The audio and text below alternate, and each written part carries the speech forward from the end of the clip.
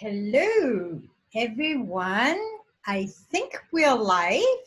So I'm just going to quickly check that we're live on Facebook.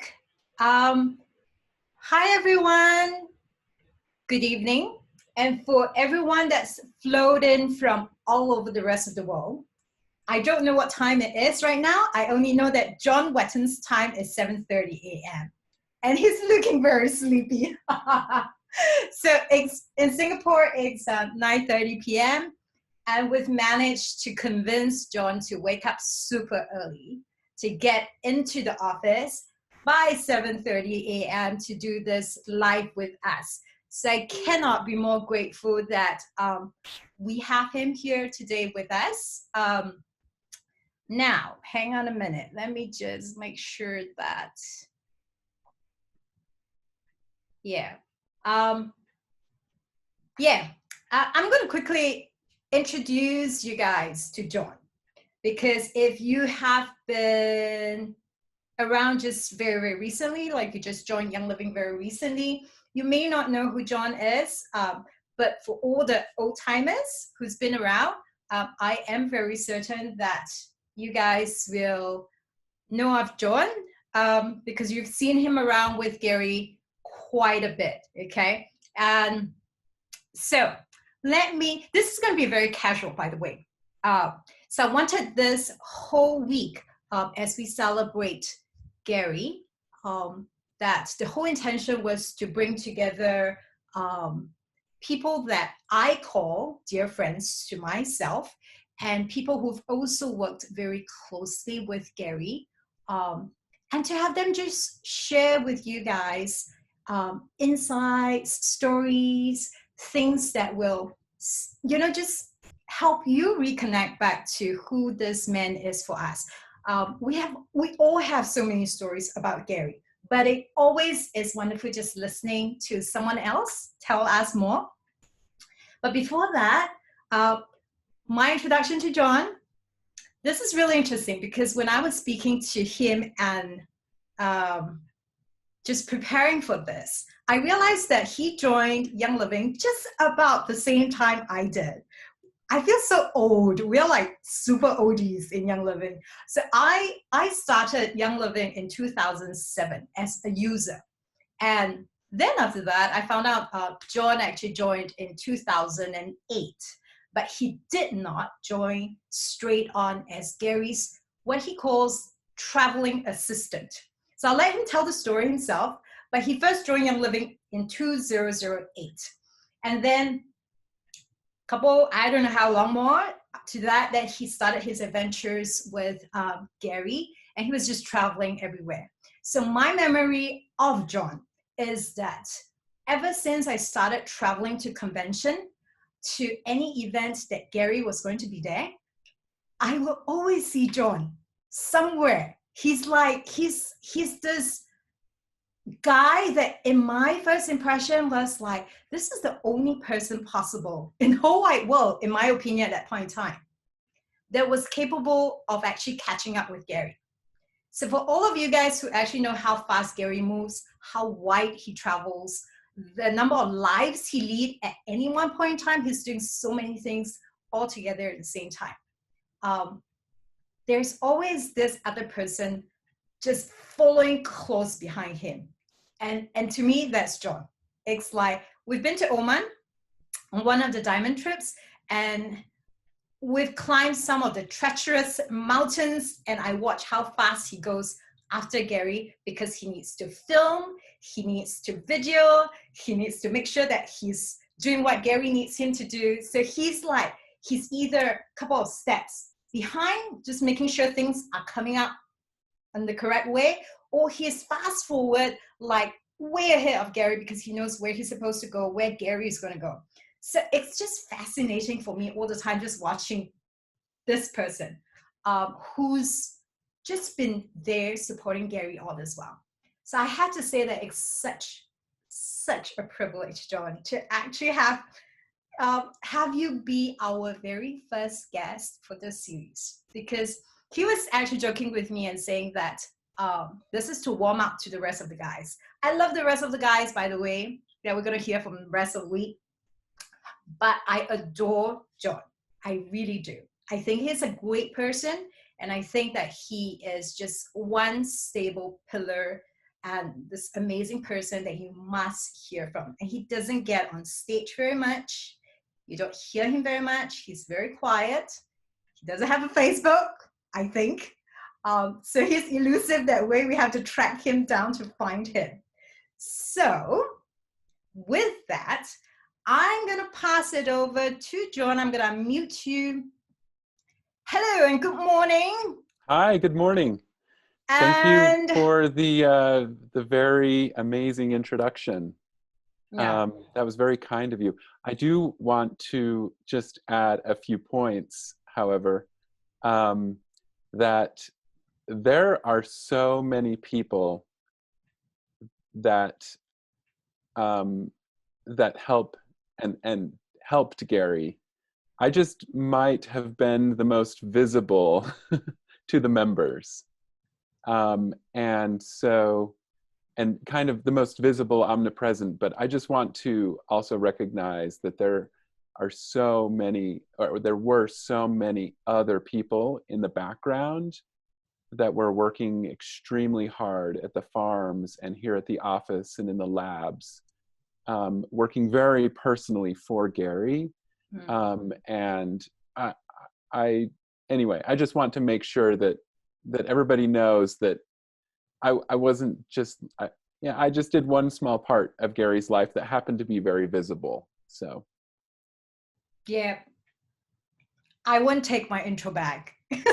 So you're still an amazing person that we've always seen with Gary. So I'm going to have you just jump in and quickly tell the rest of the world, whoever is tuning in right now, I think, which is a lot, Okay.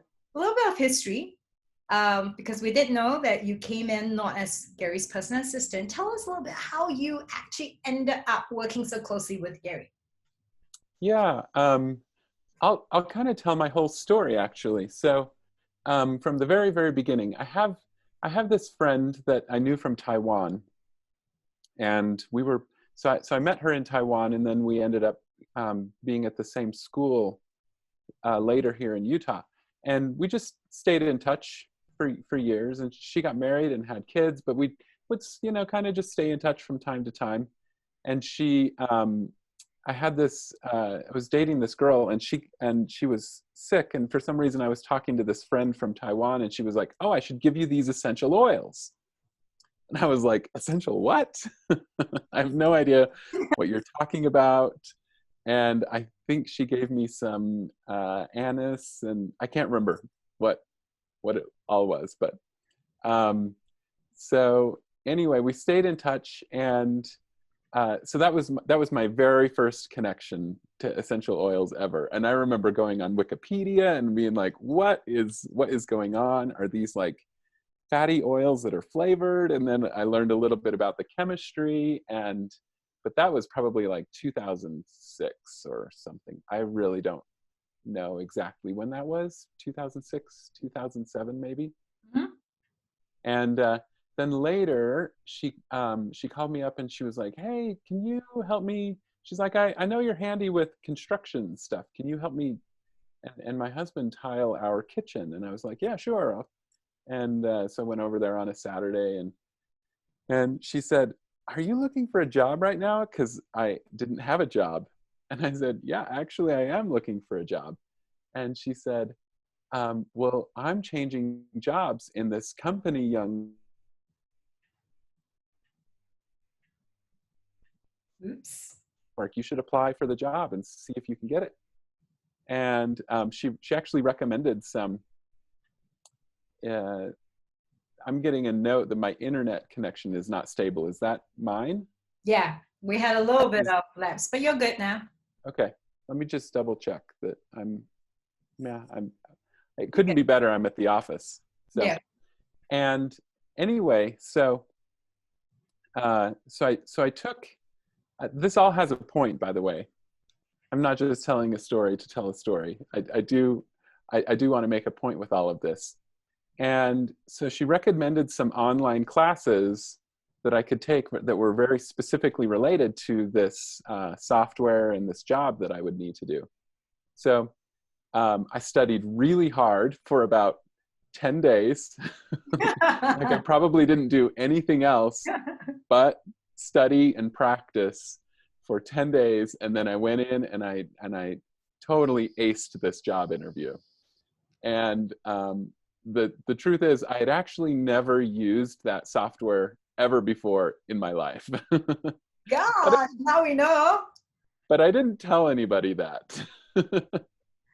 So, and so then I'm doing this job, and my first job was to do the, like, it's kind of like typesetting for the labels. Mm. So, and Young Living this was April 2008 was when I started, and Young Living wasn't very big back then, but I know that Germany had opened recently. And so I remember doing a lot of German labels. And I actually learned a tiny bit of German, not how to speak it necessarily, but I learned the translation and to read it a little bit. So, because I was working on a lot of German labels to get the German market open. That's what I recall anyway. Maybe I'm wrong. But, so that's how I got a toe in the door to Young Living. And then kind of the segue to working with Gary is also really sort of interesting. So one day I was working on a nutrition label, probably for something like Power Meal or something like that, just some sort of nutritional label. Mm. And so you've probably seen, well, at least in the United States, I don't know what they look like in Singapore, to be honest, but we have the nutritional or the supplement facts box on the backside of the label where it tells you how many calories and how many calories from fat and protein and all of that. So you have to imagine somebody has to actually go in and like graphically build that box and put all of those numbers in there. Mm. And so the scientists and the nutritionists at Young Living would go through and build this packet. This is a little bit of insight into how things work at Young Living. I don't know if this is interesting or not. Mm. So they would go through and they would build this packet of information for claims that we can put on the label and all sorts of safety stuff, and just make sure that everything is all good and hunky-dory. Mm-hmm. So, and then it was our job, the few of us that worked in the labeling department at the time, to go through and consolidate all of this information in a nice and pretty way in a supplement facts box and on the label and all of that. The ingredients, you have to imagine all this has to be consolidated onto the label. So that was our job.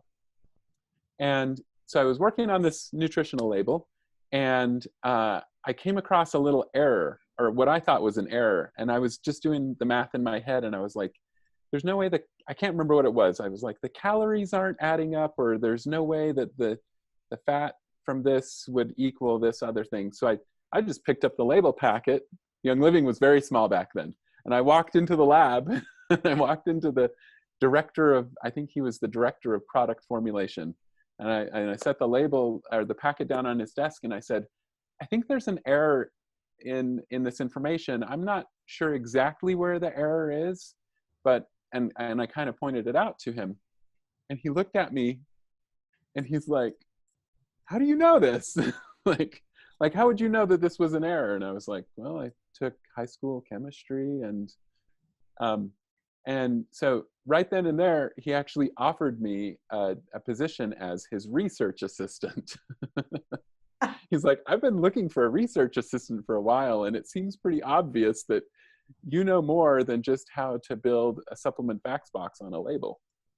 So, so I switched positions. My previous manager was not very happy about that.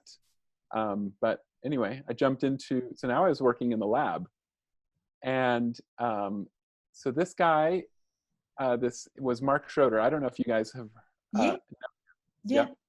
So Mark was Gary's previous like kind of travel assistant companion. Mm. photographer person, graphic designer, make sure his presentation's ready to go on stage person. But Mark was he was married now and had a kid, and I think a second kid was on the way, and he didn't want to be traveling so much. So I didn't know this at the time, but he was sort of positioning me to kind of take over his role as Gary's traveling assistant. So then, fast forward another few months, there was, Gary had this idea of putting together a documentary about the Frankincense Trail.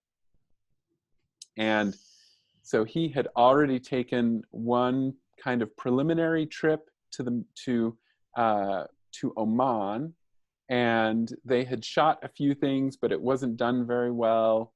And so he was coming back, and anyway, he wanted to go back to Oman and start working on this documentary.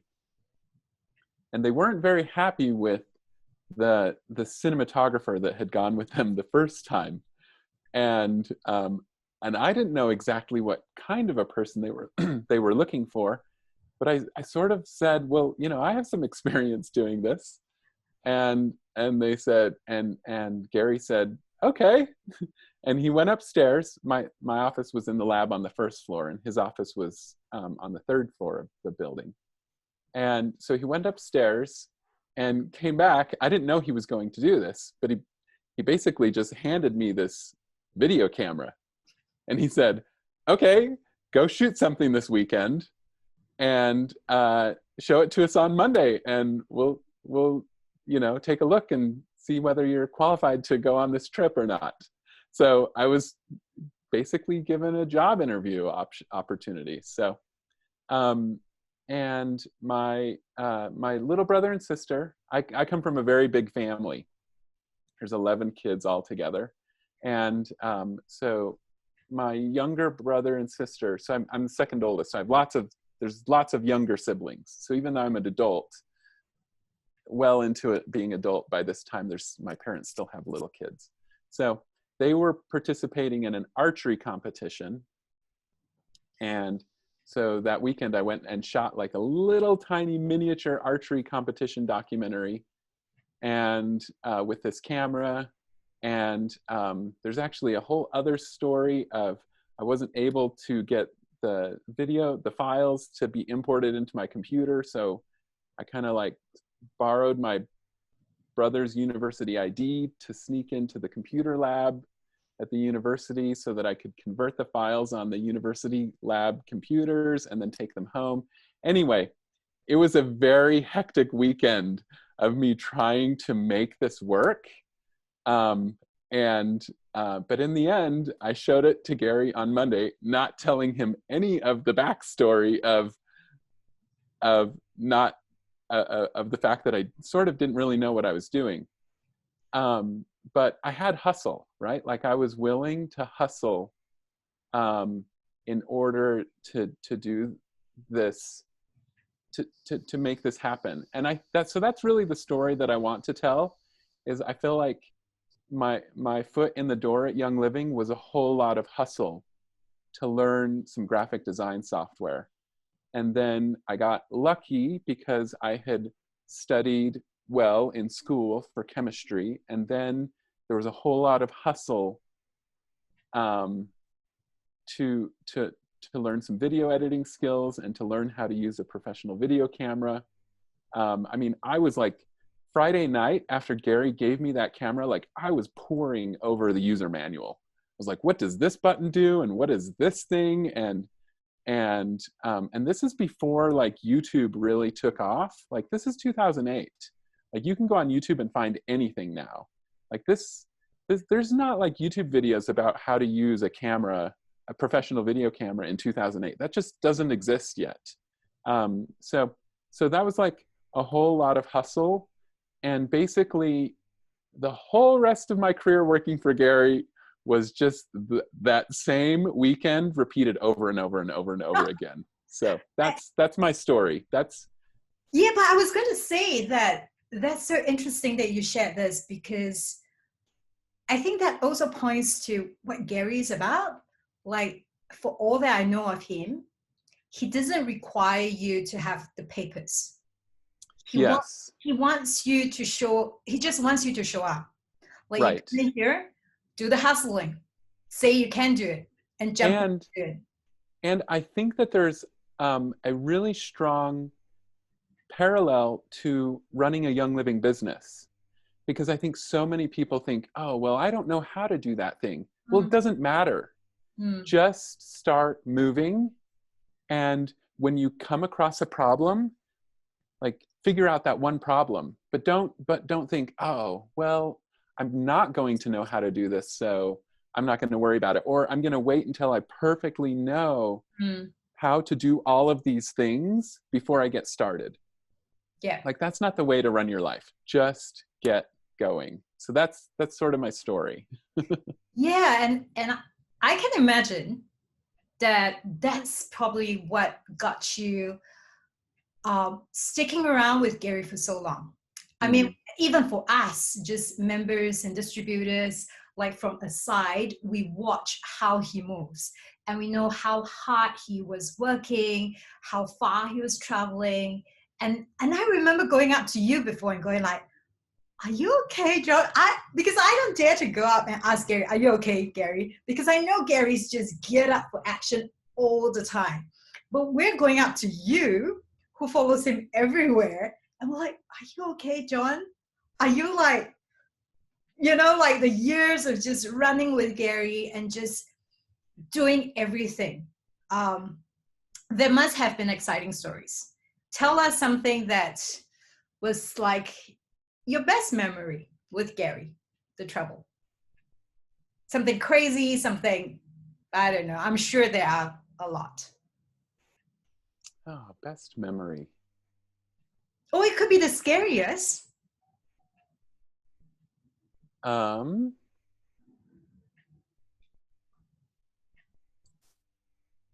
yeah, the scariest thing that ever happened. I actually wasn't with Gary. um, but uh, so this story was also very early on. It has directly to do with Gary. Mhm.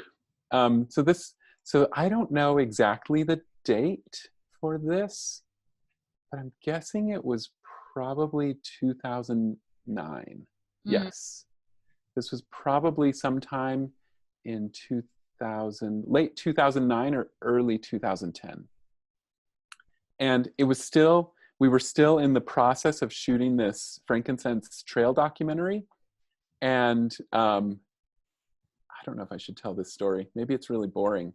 But so I went to Petra, Jordan, and I was supposed to organize this camel caravan shooting. We were filming of this camel caravan. And so then and then Gary was going to fly to Oman, and I was going to go down there and meet him. So I'm completely alone, entirely alone. Nobody's with me. And then I was going to go down and meet Gary in Oman. And, but so I went to Petra, and I'm driving back to the airport. I'm trying to remember the details exactly. Mm. But something happened, and I think I accidentally cut off this like dump truck driver in somewhere in some little town in Jordan, and I think he was trying to run me down, like he was going to run me off the road, and I was just in this little tiny rental car, and I was like trying to get away from this dump truck driver. Oh dear. And anyway, it was a I do remember that as being like one of the really, really scary experiences for me. But now that I'm thinking back, I can't really recall the details. But it's also interesting because I'm sure that traveling alongside Gary all the time, the places that he expects you to go to, Yeah. just puts you in spots like that, like where you don't know what to expect. I think it was funny because I was chatting with Nikki, and that was almost exactly the same thing Nikki said as well. So she was traveling so much with Gary for all the work with YLF. And that literally is like just because you have to do the work with Gary. So it transports you to these places where you have no clue what's going to happen to you. And you just need to live like Gary. Yeah. Yeah. I guess I could tell you one of the stories that Gary liked to tell, which was this trip that he and I took down the, I think it's called the Rio Bobanasa River. So Rio means river, right? Yeah. The Rio Bobanasa in Ecuador. And this is when this is actually a few months after I went to the Middle East with Gary for the first time. So I don't really know Gary very well, and I don't know if he knows me very well, but he was kind of that type of person who just trusted people like a lot. He would trust you until you gave him a reason to not trust you. Whereas other people, it kind of like takes time to build up trust. And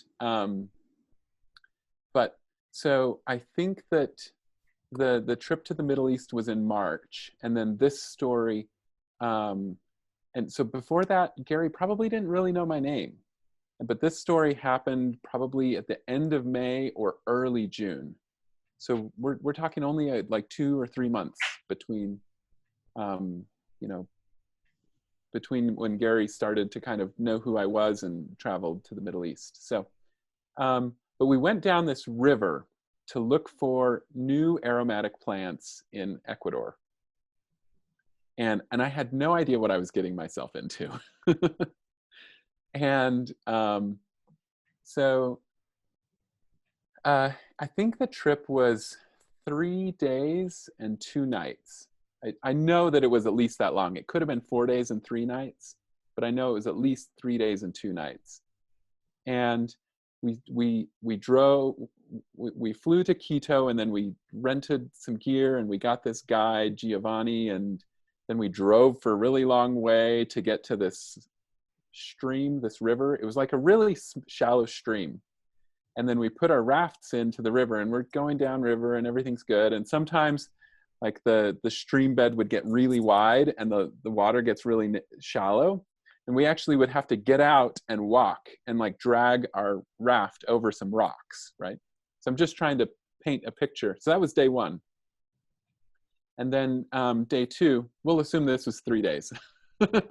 Day 2 was, there were like tributaries that would join. And so the river got a little bit bigger. And so then on day 3, so I should have prepared these photos because I actually have some video, but whatever, you just get to hear me talk.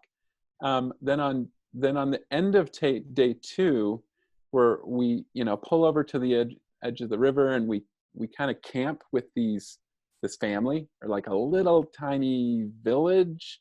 No, it's like 3 families living together. So we're camping in just like a normal tent. And but that night, just as we were going to sleep, it started to rain, and it rained like all night long. And this tent that was supposed to be waterproof, like I remember laying there in the tent, and it's just like dripping on my face all night long. And luckily it wasn't cold. Like the temperature was probably like 75 or 80 degrees Fahrenheit.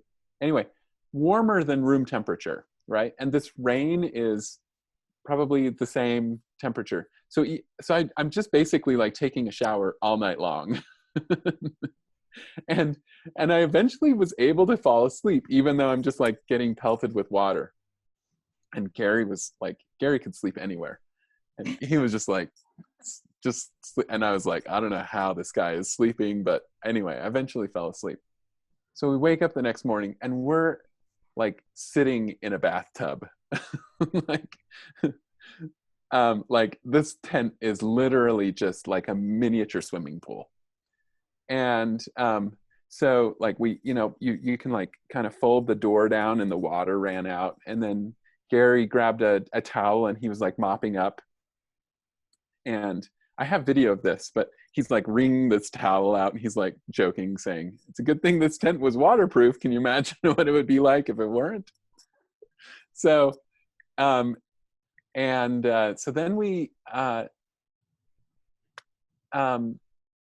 so what really happened with that much water, this stream, this river that we were in, went from being something that you could just stand up in at any time to being like a raging torrent of water.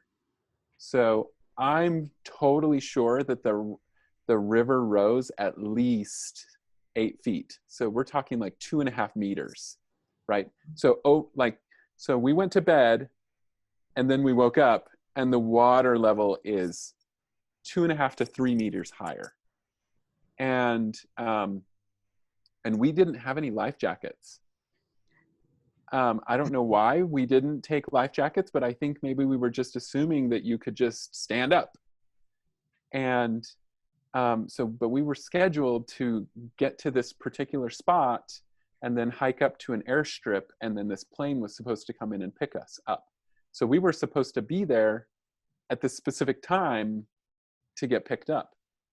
And so anyway, we packed up camp and we put our stuff in this raft, and we headed down the river. And there were a couple of times that I was like, if we tip over, like, because there's whirlpools and rapids, and it was just, and there's like all these logs and debris and tree branches like in the river with us now, because it's, you know, picked up all of this debris and it's just shuttling it downstream.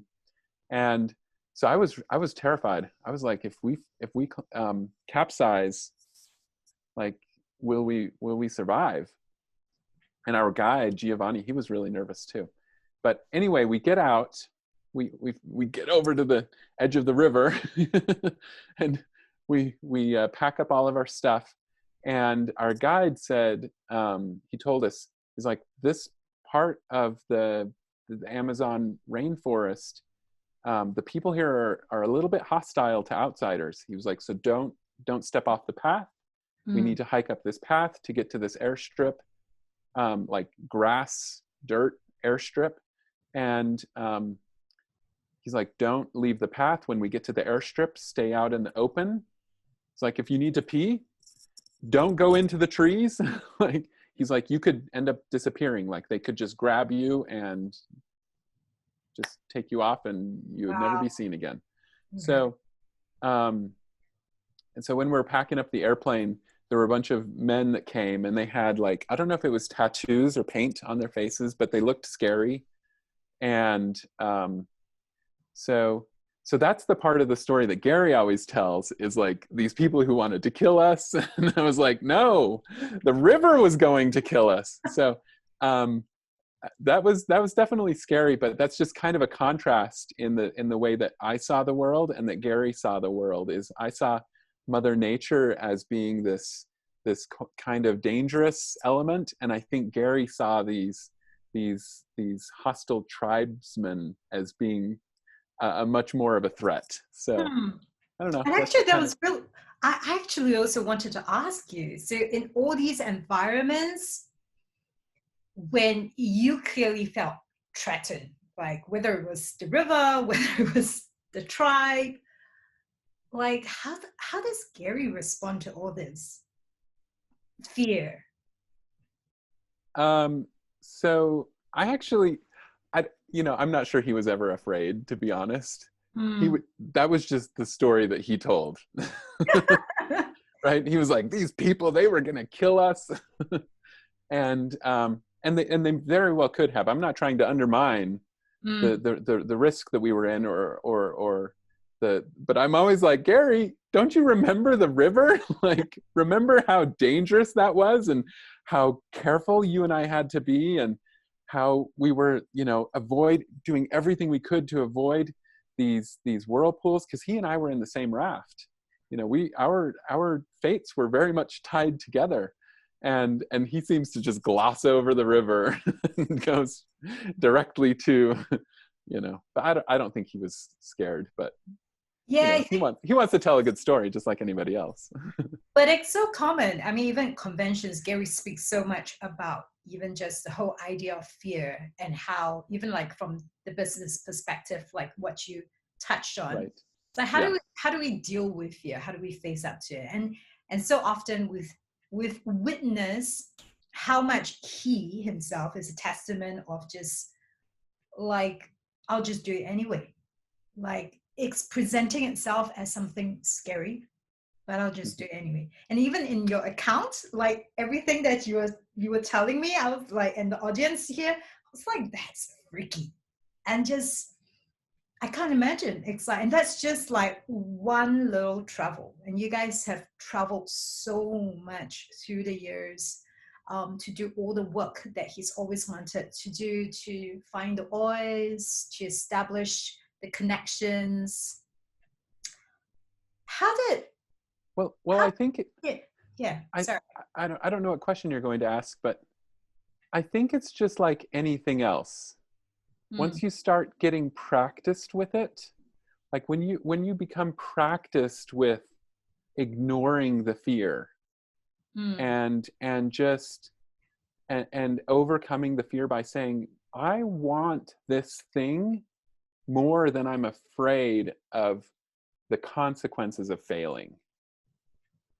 Right. And I think that was something that Gary was very good at being practiced in, and just saying, this is something I want.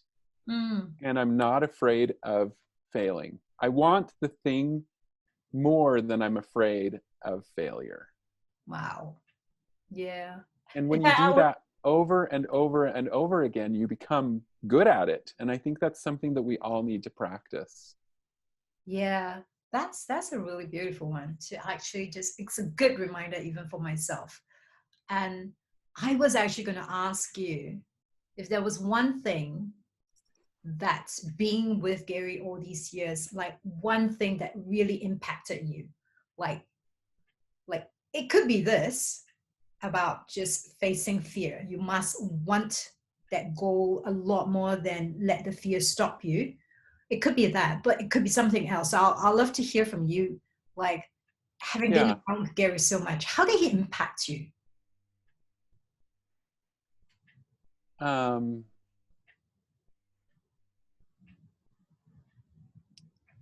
yeah, I think that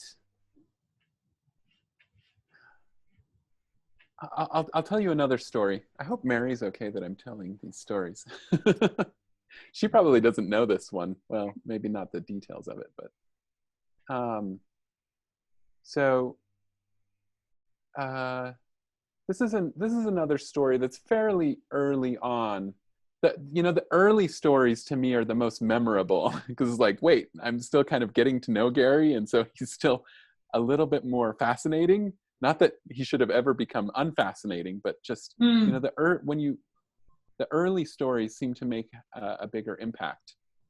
But so you're probably all aware that there's this thing called winter harvest that happens both at the Fort Nelson farm up in, in Fort Nelson, but the Northern Lights farm in Fort Nelson, yeah. and also the St. Mary's farm and the Highland Flats farm, right? So there's this winter harvest event that happens. So I had shot all of this footage of all of this video of this whole process, and Gary wanted to go through and narrate it so that we could like kind of tie his narration together with all of this footage. But he had been like really busy, and so he didn't have his narration when we were up at the harvest. Obviously he was way too busy.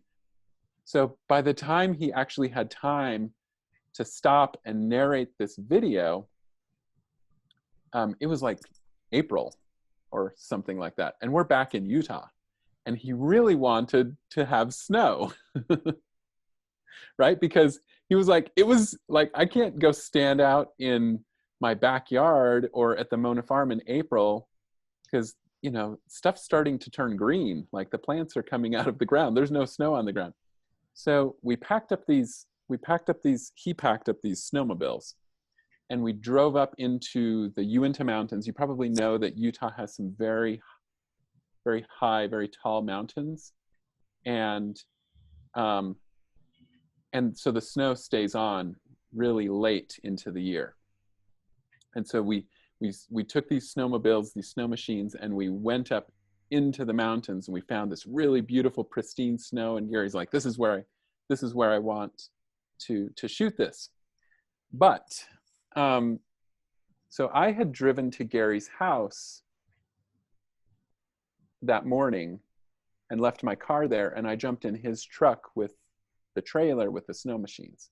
And as we were leaving his house, just going through the gate, he opens the door and he gets out and kind of walks to where I can't see him. And I was like, what is going on? And he was gone for a minute or two, right? Longer than to just look at something. And then he came back and he kind of looked a little bit pale. And like it didn't look super great. I looked at him, I was like, you good? And he's like, yep, I'm good. I was like, okay. So then we head out of his house and we're headed up the canyon. And we get to the spot and we unload, and we drive these machines up there and get all the stuff set up, and we're shooting. There were three of us. There was me and another camera operator, and then Gary. From what I remember, there were three. And it might have been four. Doesn't matter. But suddenly, like, we're in the middle of shooting and Gary like just stops. And he actually throws up, like he vomits. And I was like, Gary, what is going on? And he was like, he actually vomited from pain. He was passing a kidney stone. Oh, wow. Okay. So my question to you is, who goes snowmobiling when they're passing a kidney stone? Okay. I'm kind of like speechless right now. It's like, right. So that's what had happened when we were leaving his house that morning. So he had just gone well, yeah. Right. So he was not feeling well. I didn't know what was going on. So it actually got so bad that we had to just pack up, and I'm not sure that we finished the filming. But we packed up and drove back, and he didn't drive back, but one of us drove instead. But I guess the reason that I tell that story is, like, Gary wanted to do this so badly, right? And it really is a story of passion, right? That, because so many of us were like, oh, I don't feel well today, or oh, I'm a little tired today and I'm not going to do this thing, or I'm not going to achieve my dreams, right? Yeah. I'm going to wait tomorrow when I feel better to achieve my dreams. And so I think the lasting impact that Gary gave me, whether I've really learned that lesson well or not, is just that if you really want something, go out and do it. And it doesn't matter if you are passing a kidney stone that day. Go accomplish your dreams and fight to make them happen. So I don't know if that's a good story or not, but. Oh my goodness, I don't know. I mean, like, I'm sure there are a million gazillion Gary stories, but as usual, is there anything even to that, like that moment that you saw that he was sick? He was sick, but he pushed on because he knows that that's important, and that he's scheduled it, it's been delayed, and that's the thing about Gary, right? Like, that we always remember, he always has that heart of wanting to accomplish something, get it done. And it's also much more farsighted. He wants it to be done for the members. He wants them to have the materials and to be able to see something come to fruition. So Mm-hmm. it's just amazing hearing you share all that. I know we're well past the 30 minutes that you said. It was funny because I was going like, we're way past 30 minutes. John It says, just means that I'm really slow at telling stories. no. People are still coming in. People are still, I'm sure, people are still waking up, right? Over in US. Oh, right. Yeah. They're all hopping in to listen. So if you have a little bit more time, Yeah, just sure. 10 more minutes. Because I do have one more question on my end, and I'm just going to kind of look at what people have asked. Sure. Like, yeah. We can keep going. I think this is just going to be super personal. What do you miss about this person? Miss about Gary?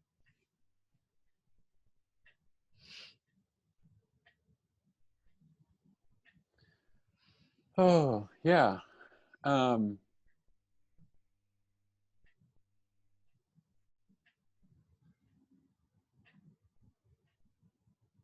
So, yeah, right now we're preparing for convention, of course. And I'm helping Mary to work on her presentation.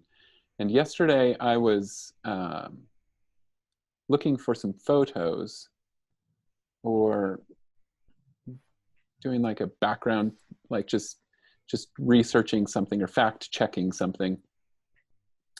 And I opened up the PDF for the D. Gary Young, the world leader in essential oils, the book, Mary's book. You probably are all familiar with Mary's book. And because it's kind of like the go-to reference guide for us to make sure it's like these are the facts, right? This is, and I was scrolling through it, and it's just full of photos of Gary, and I kind of had to just close it. I was like, oh, that's like, because yeah, I mean, you miss the guy, right? And but I think just having that reminder of this drive to accomplish things at all cost, right? I think that's kind of what I miss the most, of just like this constant challenge, right? To learn it, not that I've given up on those things, but there's not somebody there that's just driving you quite as hard as maybe you would be moving, just because he was so good at moving and driving things, and such an amazing leader when it came to saying things like, that's not my job, right? Like he would never, he would do anything, and if that means painting a wall or jumping underneath a tractor to swap out some broken piece, like nothing was beneath him. And I don't think that we've gotten so far away from that, but I think that we're moving towards a world that trends towards specialization, right? That people become very, very good at a very narrow range of tasks. And Gary was not a specialist. There were lots of things that he did where he was definitely not the best person at doing those things, but it doesn't matter. He got them done, right? And so I think that that's another just really good example of that we can try to follow in our lives, of like, just do it yourself the best you can, rather than trying to wait around for some specialist to come along to do it better. And I don't, does that make sense? I think I'm getting you. Because it's like, It's like Gary, the part that you talk about where Gary challenges, um, I think in the place that we're at right now, a lot of us get very reasonable. Yeah, Like, you don't feel like it, you're not doing well, sure, do it another day. But Gary has such a spirit about him. It's like he holds the essence of, it's like, why wouldn't you do it? Like around him, there is no such thing as why wouldn't you do it? Like like I don't know. It's like it's hard to find the words, but I actually feel what you're saying. It's like I miss that too. I miss those times when he would just challenge you, not because he's trying to force you, but because he knows that you can do it, and you're just shortchanging yourself at that point in time. And he yeah, would be that one person. He will continue to be that one spirit to, even if it's not communicating it, just looking at you, he would have you understand that, are you sure you're not doing this? You know, so yeah. So I don't know, I'm lost for words too. Just, yeah, yeah. listening to all the stuff that you said. But yeah, I, I'm all gibberish right now because, Okay. Yeah. Well, yeah, there's actually something that I forgot to mention that maybe I can mention really quickly. uh-huh, And that is where am I sitting? So yeah, tell us. so I'm at the global headquarters, this brand new building that we've been at for about a year, maybe not quite 1 year now. Mm. Um, I actually don't really remember when people moved in because I moved in last because Mary and I were working on her book and we stayed at the old office. And I think we moved in sometime in June, but I think most everybody was moving in about now, either late April or early May. But so we've been in this building for a year, but it has a library, and almost all of these books. I don't. Maybe I should just kind of pan the camera around. It's not a huge library. It's kind of a large room. Oh yeah, that's a door, and there's actually another bookshelf right there. And then there's this other. The reason I like to sit in here, I've done a lot of Zoom calls in here, is because it has this beautiful like little atrium type view, and there's a skylight, and so I look really great because I'm a photographer, so I have photographer lighting vanity, and I want to at least, even though I might not look good, I want to at least be lit well. It's a legit so requirement. Yes. so these books, almost all of them came from Gary and Mary's house, um, and there's probably at least this many books still at Mary's house that were Gary's. So Hmm. I don't think we could fit them all in here. There just aren't enough shelves. But he obviously was a collector of books and probably a voracious reader as well. But it just goes to show, and there's so many different subjects. He had interest in so many different things, and I've tried to go through and categorize them. Jared Turner jokes that my job title could, if it's just a joke, but I'm the chief librarian. And when I was in high school, junior high and high school, I worked at a library, the city library, for like 5 years. So I actually know all about libraries, but it just goes to show that. So I've tried to organize the books by category a little bit, but there's lots of books on health and weight loss and nutrition, and there's a shelf just for the books that the members have written, and travel books, and there's this huge section of National Geographic, and yeah, like these. I don't know if you can see that top, all of those books on that top shelf, all the way along right there. Those are all just like travel and Wow. geography books from different countries. And so, I mean, you could tell it's very obvious what he was interested in, but his interests were broad. Mm, mm. So, and obviously was, uh, attempting to, uh, how do you, I don't know how to say it in English. 活到老,学到老, like learn your entire life, right? Yeah, yeah. So, That's very much him. Yeah. so anyway, I forgot to introduce the space. I was going to kind of end off with that because I did notice, well, and you did mention that you're picking the library specifically because this is also where Gary keeps, I mean, Right. these are all his books and his treasured references. So, Correct. Yeah.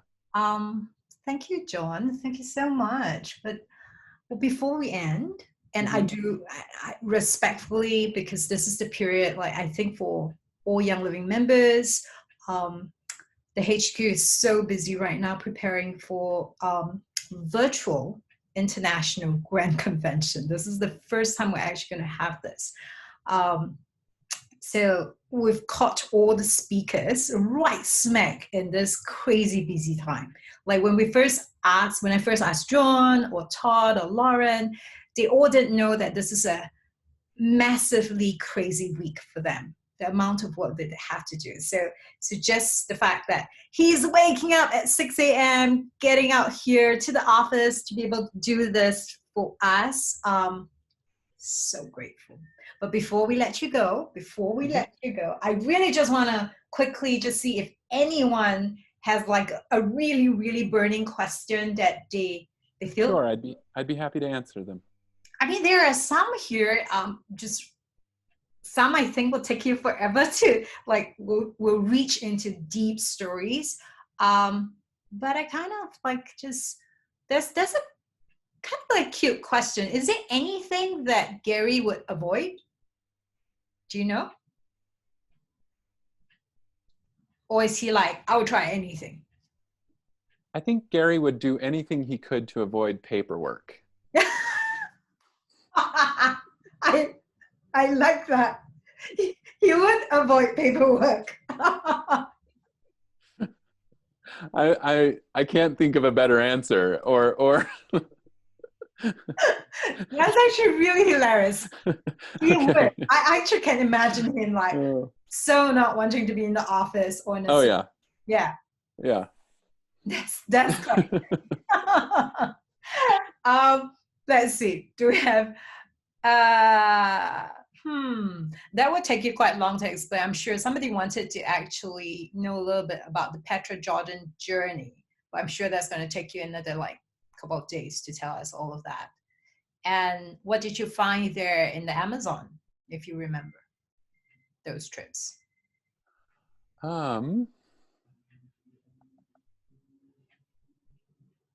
Yeah, okay, so the Amazon, oh gosh.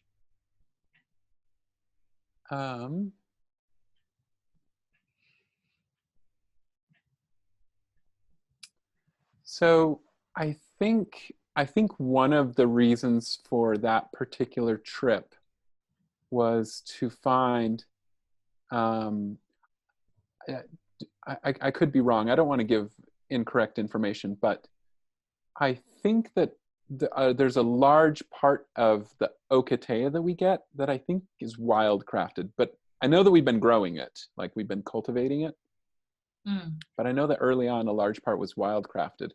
So we were trying, I think part of the trip was to find a greater area from which to source this wildcrafted ocotea. Wow. Okay. I might be wrong. Like that might be all bad information, but it was very early on in my time with Young Living, and I was just playing catch up. Like I really had only known Gary for a couple of months. Yeah. And I was still kind of new to Young Living, and there's all sorts of stuff I didn't understand. So okay.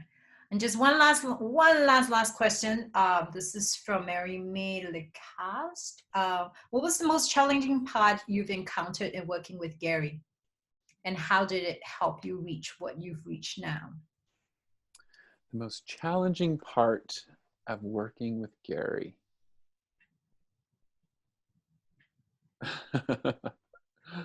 Oh.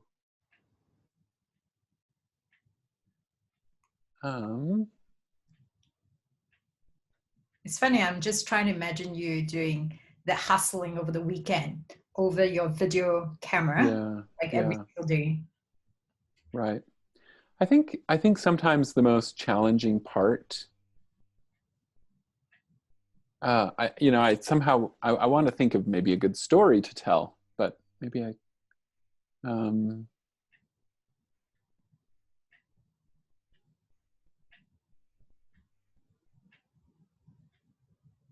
I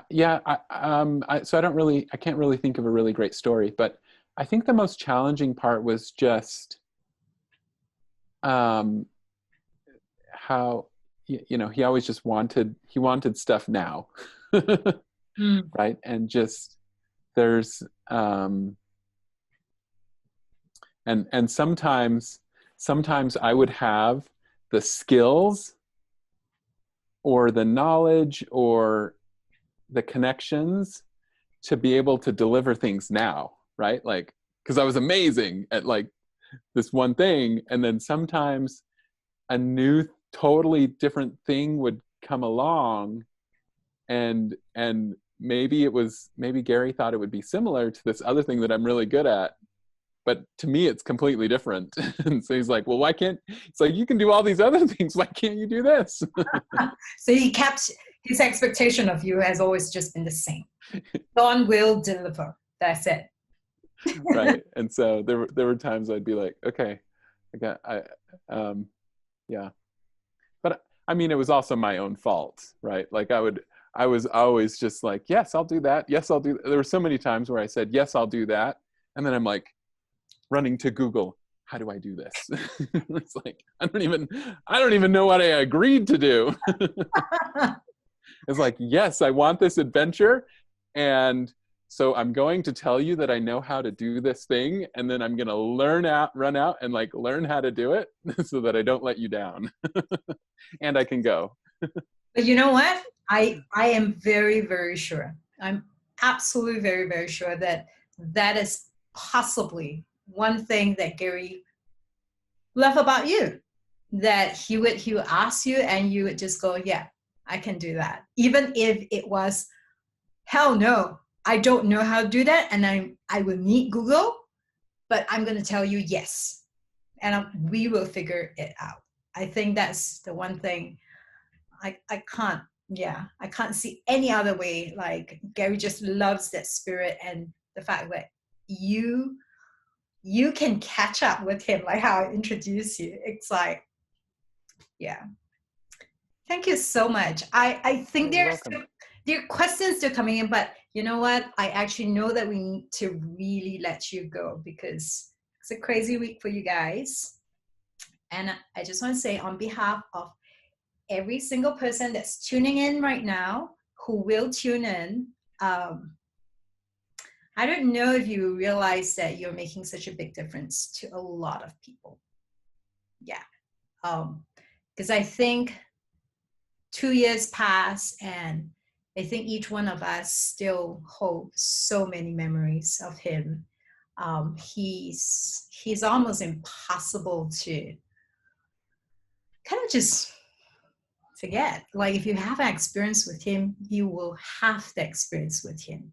And you have had so many, and you've been so willing to share with us and, let us have a glimpse of who he was, who he still is to all of us, and to teach us the lessons that he's always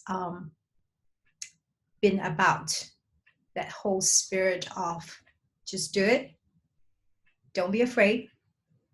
Get up. You are bigger than the fear. Like just go out there and make it happen. Yeah. Thank you, John, because you also embody that. So I really want to thank you for showing up that way. Because if you didn't, it was an honor. It was an honor too. Because if you didn't, I'm sure you are not going to be here. You wouldn't have been able to catch up, and we wouldn't have been able to hear all these amazing stories.